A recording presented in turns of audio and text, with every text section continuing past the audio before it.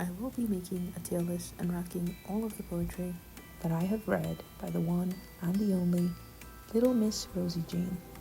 After a mix of watching Rosie tell her fans off and seemingly grading their feedback, as far as I knew, Rosie was just a plus-size influencer who happens to float around Girl World's orbit. But the more and more I got to hear from her, it made me realize that she may actually be just another one of the girls. That being said, the constant fighting with viewers and propagating this us versus them mentality within her own community, the endless scolding of badly behaved outliers and making a show of it, thinking you're smarter than everybody else and always having to get the last word in, not letting it go, not letting them win, and using any and every avenue to attempt to change the narrative. The list goes on, and so do the rants and the excuses, so I guess I will be locked in. I just have no idea where to start.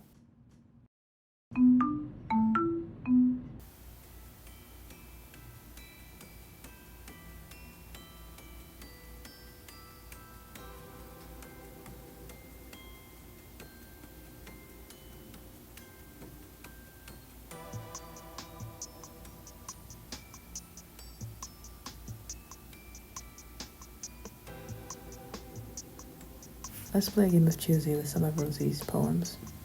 So here are the illustrious categories I've chosen.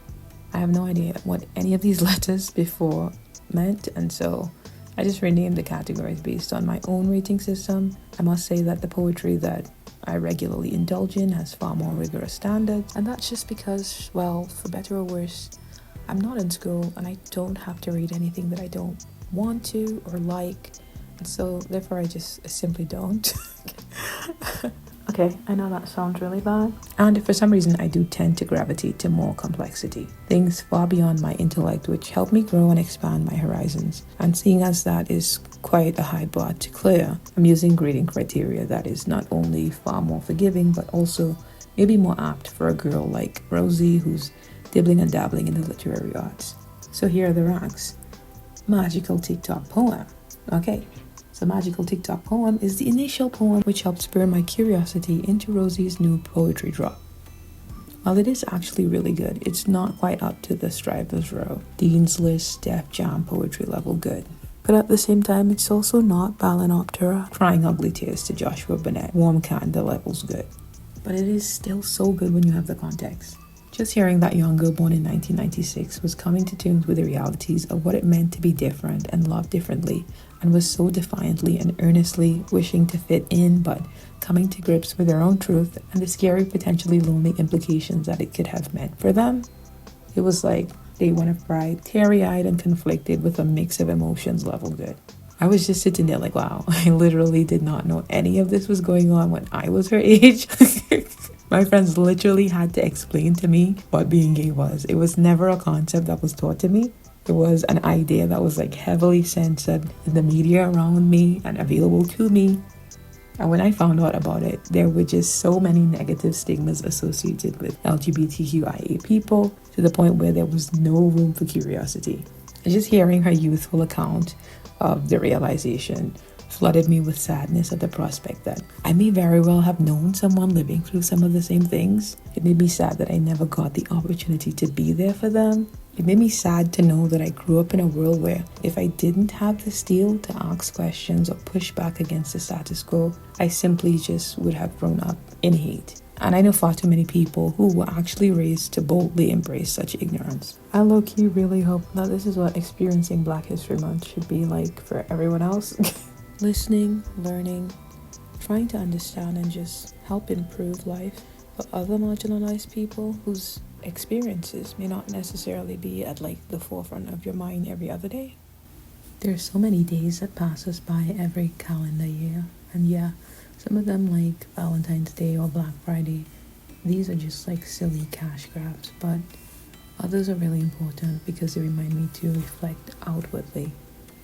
And this poem just reminds me of how important it is to celebrate other voices, whether that's nurses, educators, Americans with disabilities, Native Americans, Caribbean Americans, Arab Americans, Hispanic heritage, or women.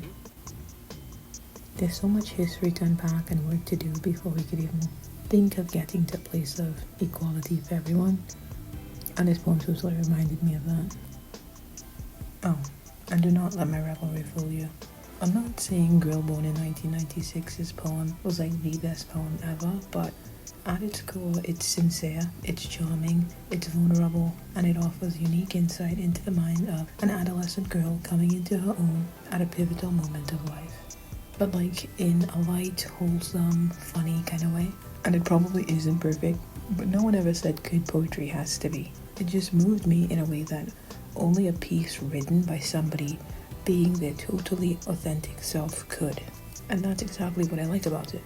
And that, my friends, is the magic of poetry. I feel like if any of Rosie's poems were hella good, I would be like, who cares if she used T-O instead of T-O-O? Let her cook. But I don't really feel like she did that. But that is besides the point. This is poetry. The transformative and ethereal beauty of getting to step into another person's shoes and taking them out for a spin. Oh, Jesus Christ. I feel like Mr. Molina in Twilight. I'm about to go give out the golden onion or something for best poem. Okay, I'm sorry if that description was like unnecessarily long, but I could literally go on and on about all the ways in which that poem touched me. The next category is more along the lines of what you see is what you get. Would like on Insta. Do I know how to do that? No. But how hard could it be? I literally use TikTok. Also, somebody told me today that you don't have to double tap to like a picture, so maybe forget I ever said anything about that. Yeah, I'm not really a pretentious person. No. Boring? Sure. Pretentious? I think not. If I like something, I'm just gonna like it. That being said, I would not just like something for the sake of liking it. But at the same time, I don't care what people think about it, or if anyone else could see my likes or my follows or whatever comments I leave. I built my algorithm brick by brick, just like everybody else, one like at a time. My likes happen to have just about everything you could imagine, so. That being said, they are also not a participation trophy, so please do not expect like me just to like something for the sake of liking it. I still do have some sense of discernment with where this field is concerned, at least. The next field is, did you even try? In the world of girl, this is of course one of my favorite recurring themes. So it's Vlogmas, and you're only committing to posting 30-second uploads for a select number of days.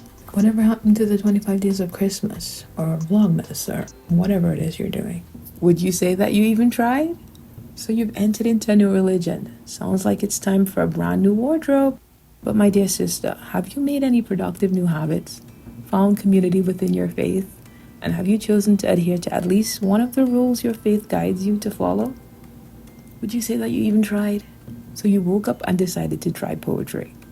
Did you go from beginner to intermediate to expert? Or did you just start at soon-to-be self-published author? Have you even held a thesaurus? Mom, this appears to be a journal entry masquerading as a poem. Would you say that you even tried? Coming up next, it insists upon itself. Need I say more?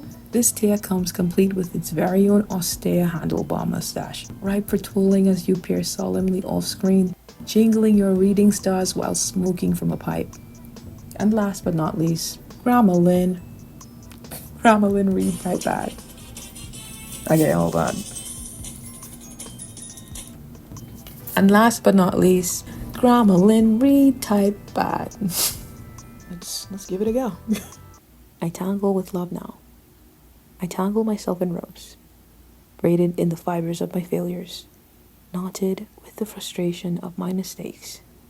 I lost myself in those endless piles of rope, burdened from the weighted expectations. Once I loved my core, outside of the expectations roped in my failures, I was free to finally know myself. I was free to finally know myself. So let's dive in. I tangle with love now.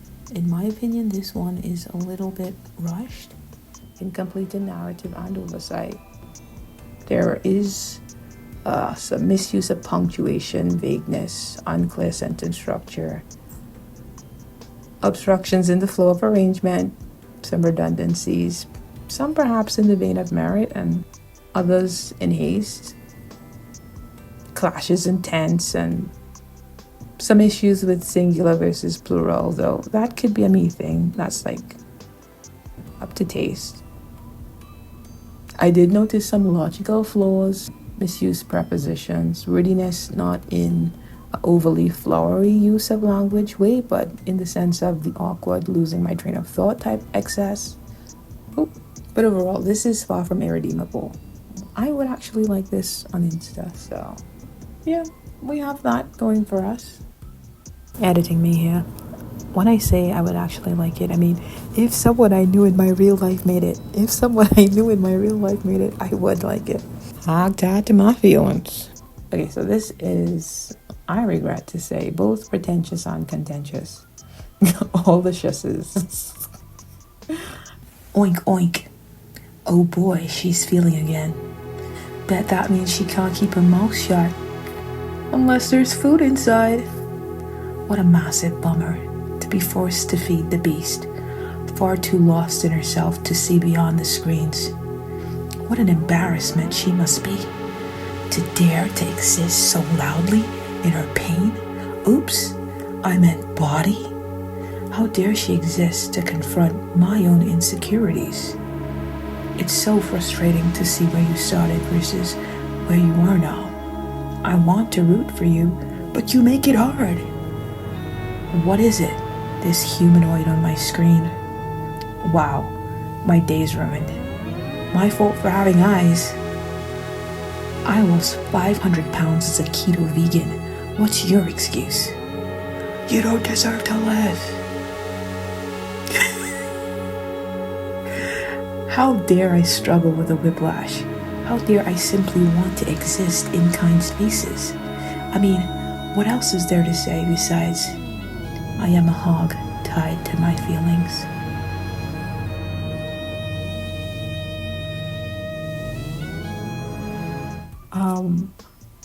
Definitely the more complex, well, the most complex of some that I've read here thus far, and still somehow the least effective. What is its purpose? It for me fails to actualize itself, lost in the performance of tit for tat. It's aggressive and bold and effectively toothless, as it fails to empathize with either perspective. It actually uses two TO instead of TOO and could use a bit of editing. However, like I mentioned before, blending in your own negative self-talk with the sea of hate comments. That is a very dramatic and strong choice. It just gets hard to differentiate what's an intentional creative choice from what's a mistake when more care isn't taken to ensure grammatical accuracy. But I would say the biggest flaw in this poem is not merely the fact that it is long, but also the fact that it's just not that interesting. But worst of all, it really does seem to me that it does insist upon itself. On to the next. The blisters of past pain.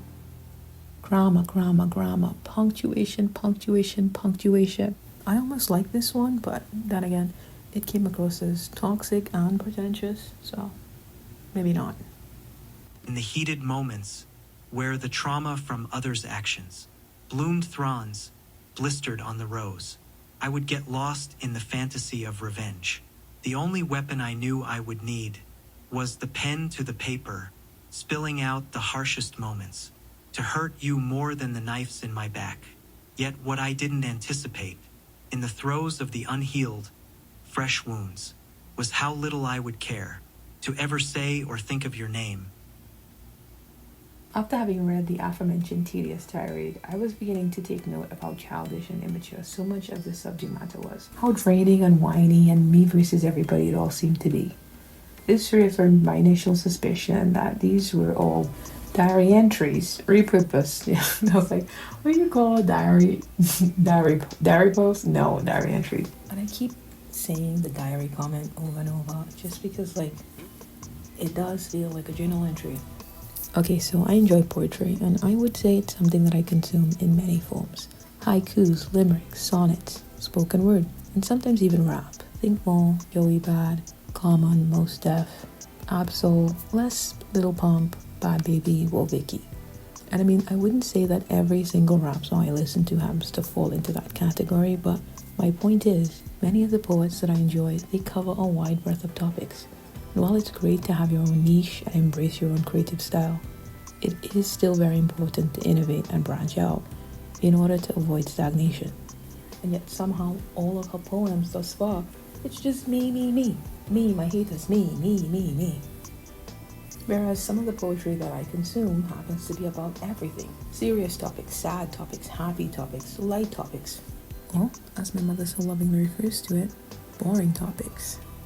The dichotomy between mothers and daughters, police brutality, America, politics, love, access to education, healthcare, medicine, the black struggle. I mean, for a second I thought she was going to write about ICE, maybe obesity or immigration or agoraphobia, something, but I just wasn't expecting what we got.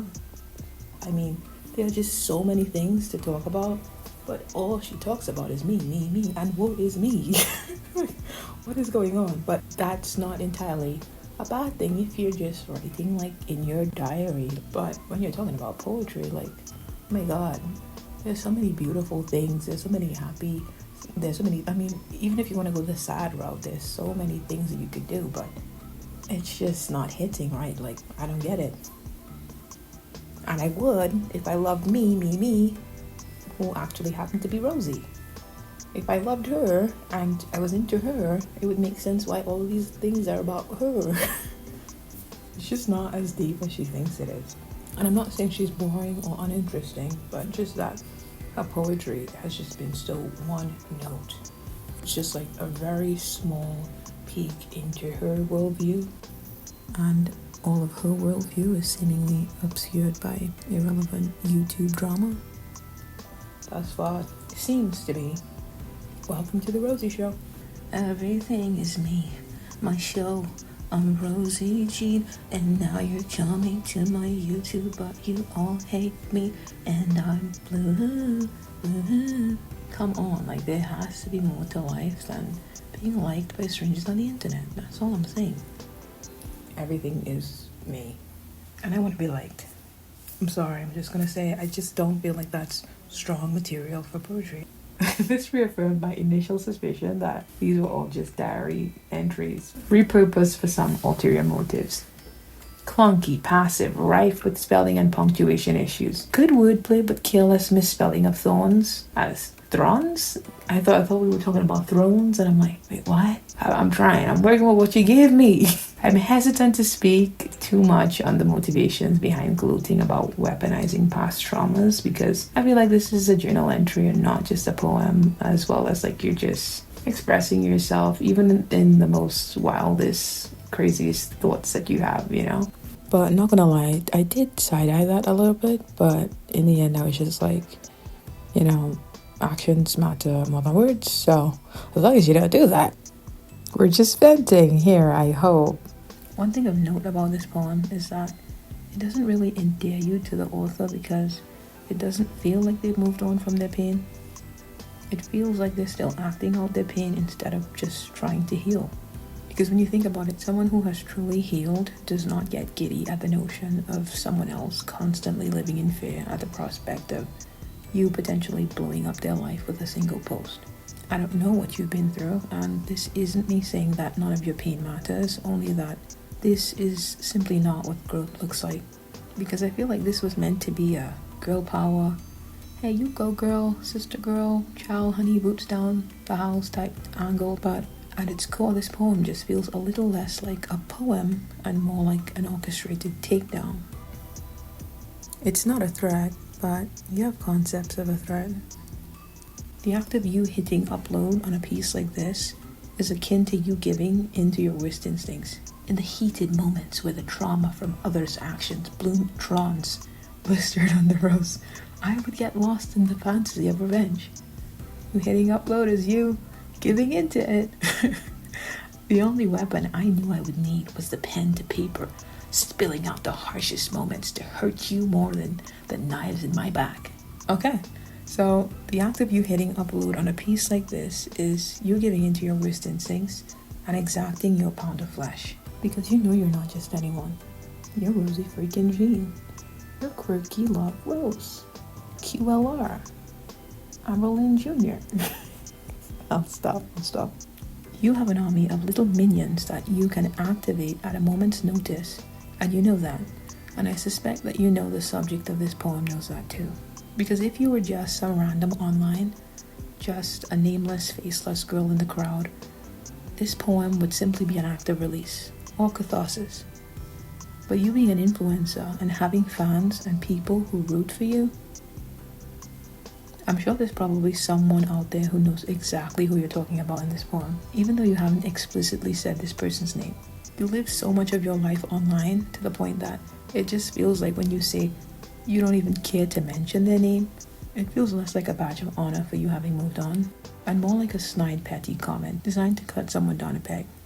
And what sense does it even make you saying that if people already know who you're talking about anyway? What I didn't anticipate in the throes of the unhealed, fresh wounds was how little I would care to ever say or think of your name. Oh babes, you cared enough to write a whole poem. You cared enough to unleash your veiled threats on them. So what are we actually talking about here? I know I've read it once before, but I just have to do it one more time, just to get the full effect. You know what I mean?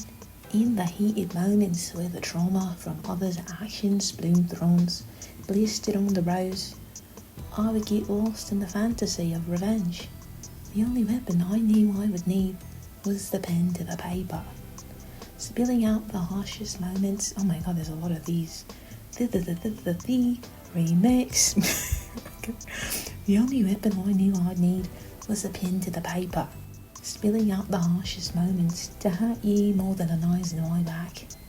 Yet what I didn't anticipate in the throes of the unhealed fresh wounds was how little I would care to ever say or think of your name. I don't know why I read that in Tim Minchin's accent, my bad. For some reason it feels way easier to talk in that accent. I am so sorry. Like I was saying, and yet still somehow when you say, yet what I didn't anticipate in the throes of the unhealed fresh wounds was how little I would care to ever say or think of your name.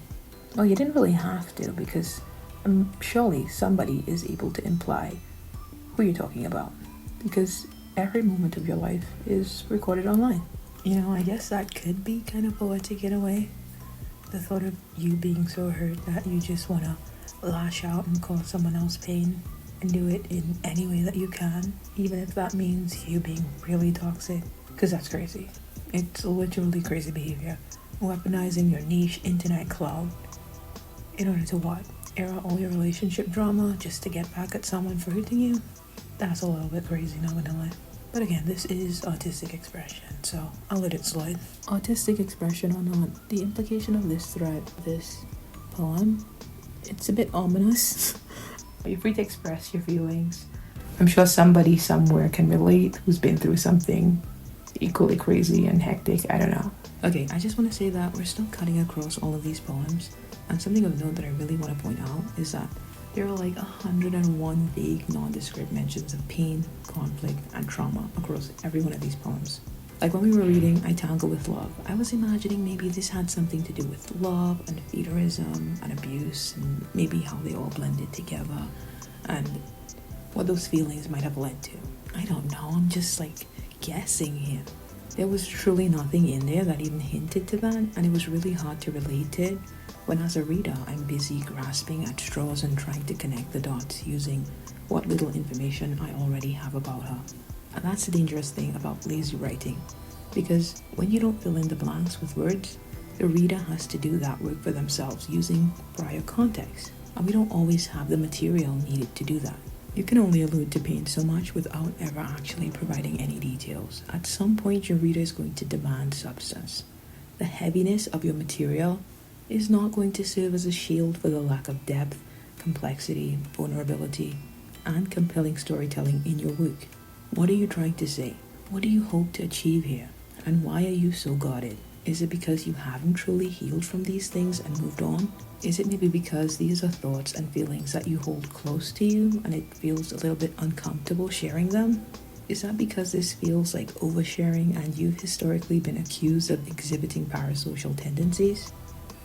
Or is it because you're afraid to break down the walls in your writing just because you're afraid of getting attacked by haters? Because as someone who's reading all of your poetry, the greatest impediment to your writing thus far has been not a lack of skill, but a complete and utter aversion to providing any details whatsoever. Which is a bit maddening because it feels like we're pulling teeth trying to get you to say anything at all, when this is supposedly a great passion of yours that you're finally choosing to share with the world. I feel like you graduated from posting snarky little Facebook posts to weaponizing your pain and misery for some more sophisticated clicks and views. It's like one day you woke up and thought to yourself, adults don't throw shade on the internet. They write and express themselves and have coffee and journals and write poetry. I am an adult. This is growth. And if any one of these poems could have brought you to, I don't know, confront something difficult or create something beautiful, or even just help you grieve or process something big, anything differently from bloviating on and on about any one of the topics you've already completely exhausted on your various platforms, that would have honestly been a win for you and your writing. But if I'm honest, I'm really just not seeing any of that in your work. Vaguely hinting at all of this pain and trauma without ever actually unpacking it, it feels a bit manipulative. It's like sad fishing by way of poetry. And even when I tried to take away the fact that you're a public figure, and I just hope that there's zero malintent intended by this piece and sharing it publicly, I really hold back where this one is concerned because it's vague, but of course there are still some very heavy and serious undertones, and I don't want to tell anyone how they should think, grieve, speak up for themselves, or even process their pain. You talk about what you think about. And while it isn't a crime to look back on past relationships and see things from a new perspective, it feels to me that this is underdeveloped. This is poetry. I would have loved to see you play out your revenge, only to reveal that it was a fantasy or something. Anything, I don't know. This piece is something else. It walks us through how you dealt with trying to heal, and yet, at the end of the day, pain is messy, healing is messy, and so is processing trauma.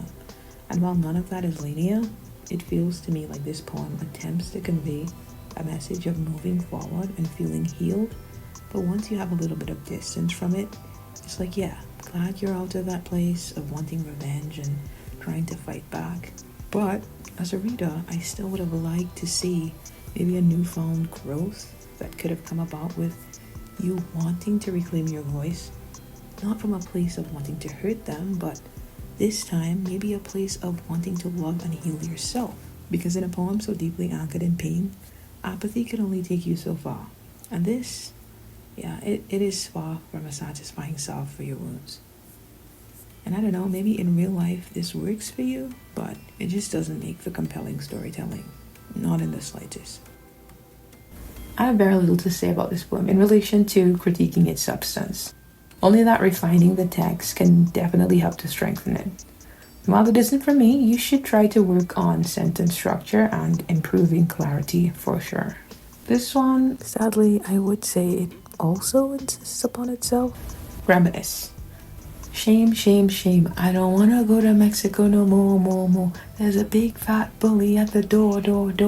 I forget the rest, but then again, maybe that's for the best.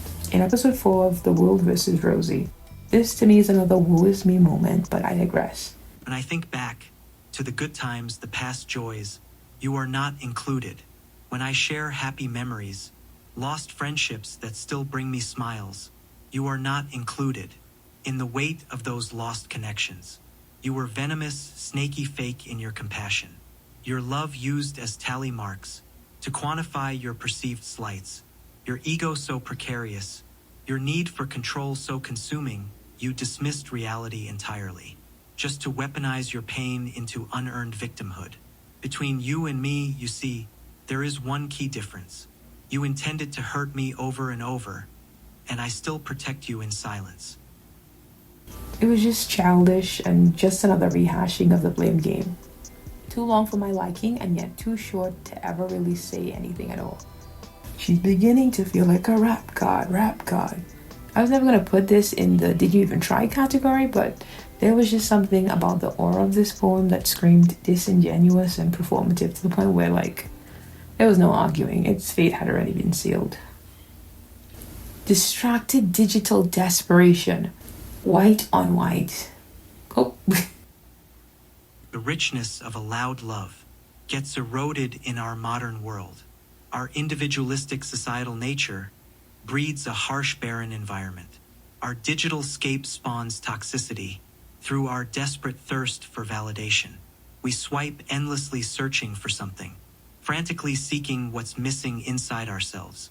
How can love bloom when nonchalant silence is demanded?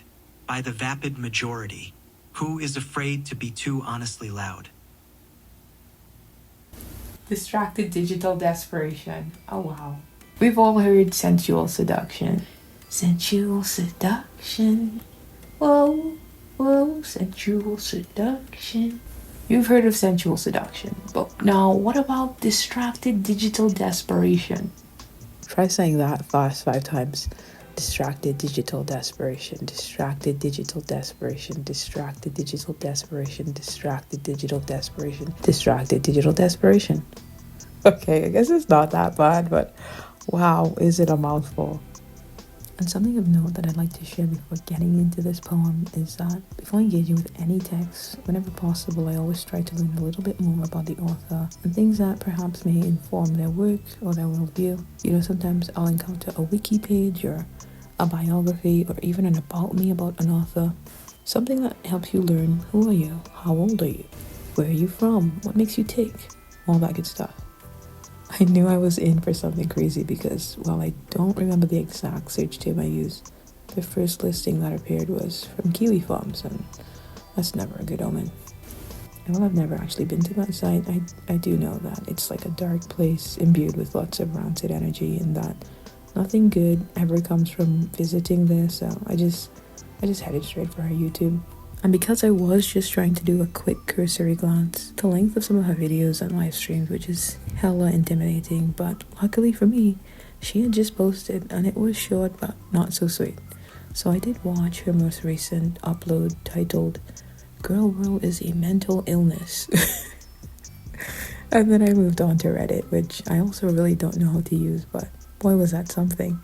In my research, I had learned that she was an incredibly online person who was obsessed with Twitter and Reddit, and then her own YouTube/Patreon Hugbox.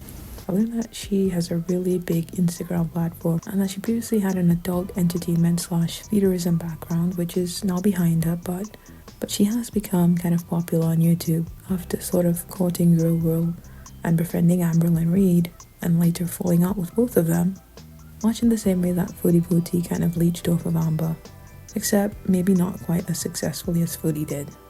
I don't know if I ever would have heard of her if not for Big Girls Wanted Escaping Paradise and all of the chatter that it spurred once it was announced that she would be featured in the documentary, despite not actually having ever been to Paradise or Paradise, whatever you call it. But yeah, that's just what I know, having done a little bit of research going into this.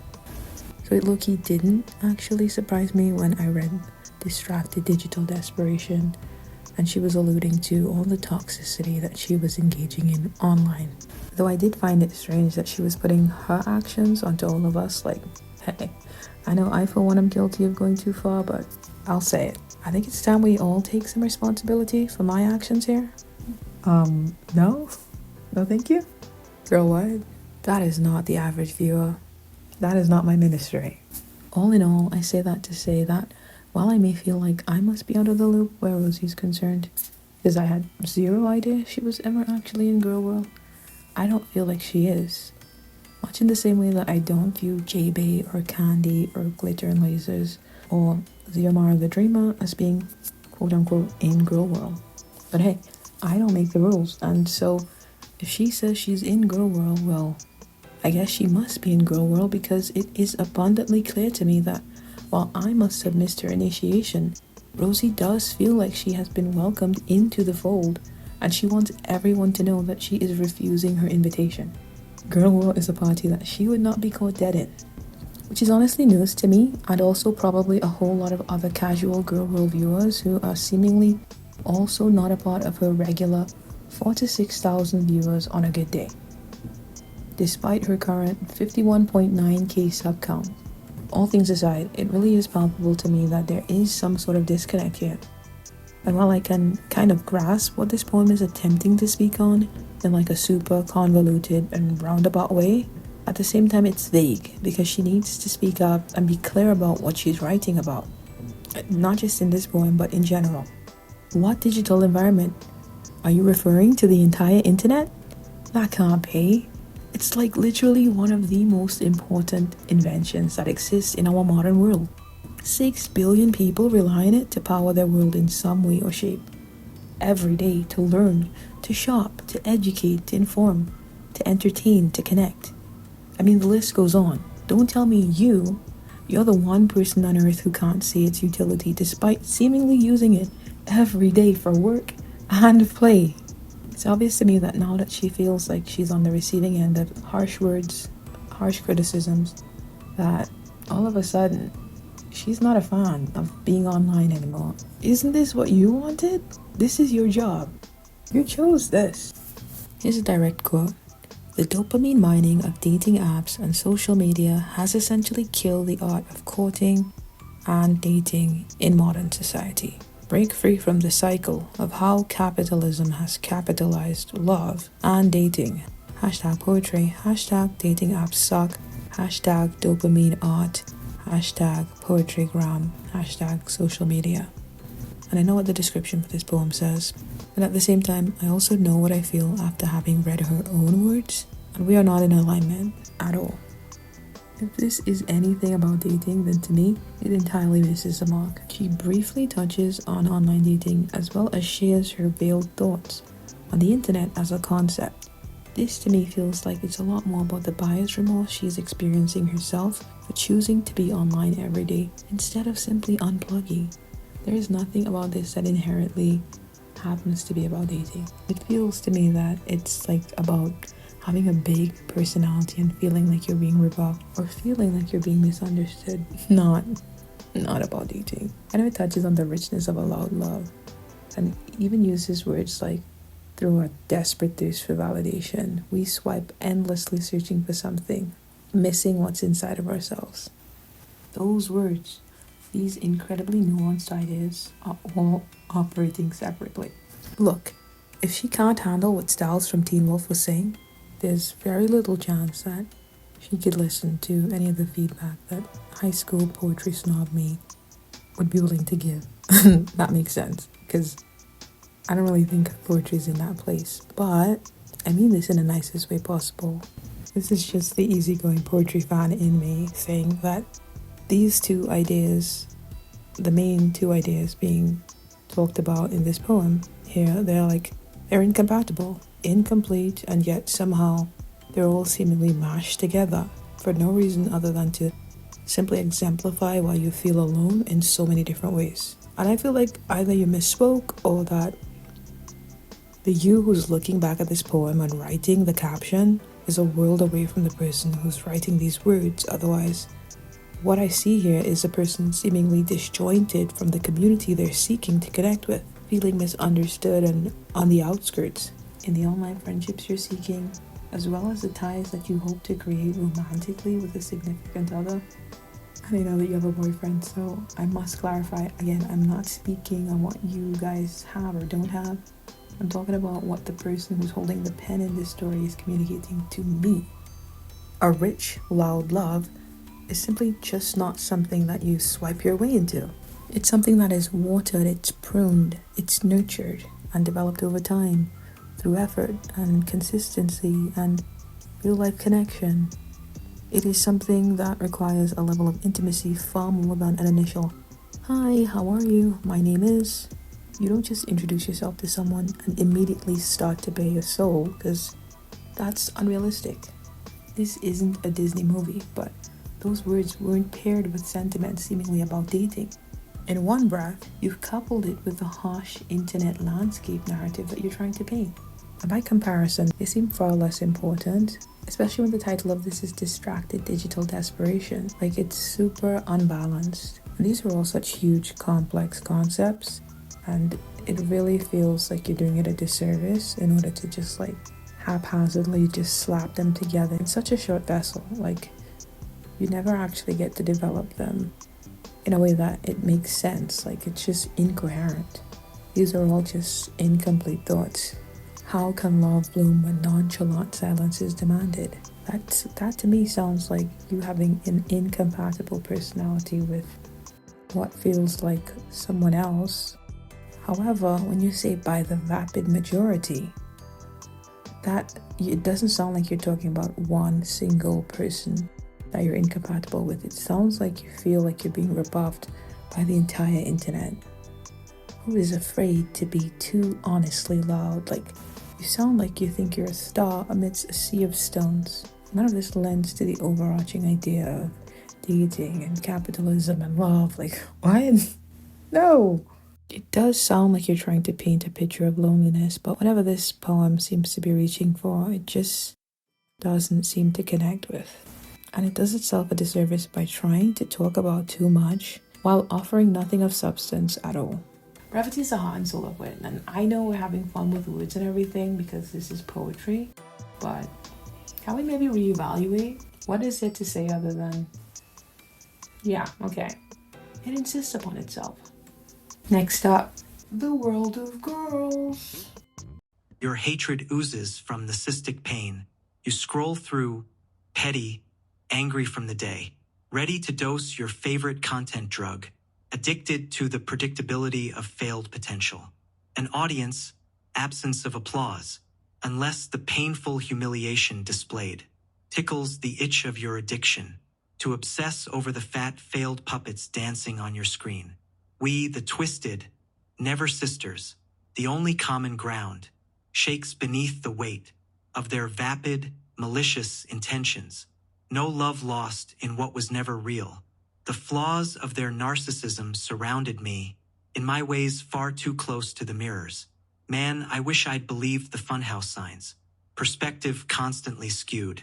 From my own imperfect misalignment, fueled from decisions based in fear, feeding desires from the toxic crops. I got lost in my own disappointment, the self I crave buried in the past pain, distracted by the self-portrait of puppets that I'd rather die than face. Some of the major criticisms I had about distracted digital desperation, they actually also happen to be valid for the world of girls, so I just can't, I can't do it again.